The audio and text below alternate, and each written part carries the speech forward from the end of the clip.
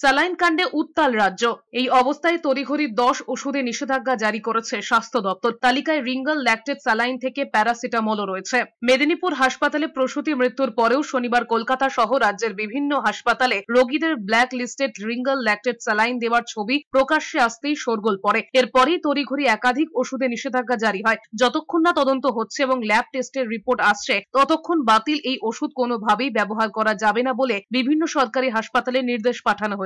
সেই তালিকায় রয়েছে বিতর্কিত রিঙ্গল ল্যাকটেড স্যালাইন, এছাড়াও Ringer solution IP injection, dextrose injection, mannitol infusion, paracetamol infusion. স্বাস্থ্য সচিব জানিয়েছেন, মেদিনীপুর মেডিকেলের সব অভিযোগ খতিয়ে দেখা হচ্ছে। তদন্তে গাফিলতি প্রমাণিত হলে পদক্ষেপ করা হবে। এদিকে নিষিদ্ধ সংস্থা স্যালাইন কিভাবে হাসপাতালে ব্যবহার করা হচ্ছে রাজ্যের স্বাস্থ্য দপ্তরের কাছে রিপোর্ট চেয়ে পাঠালেন মুখ্য সচিব। দুদিনের মধ্যে রিপোর্ট দিতে বলা হয়েছে স্বাস্থ্য দপ্তরকে।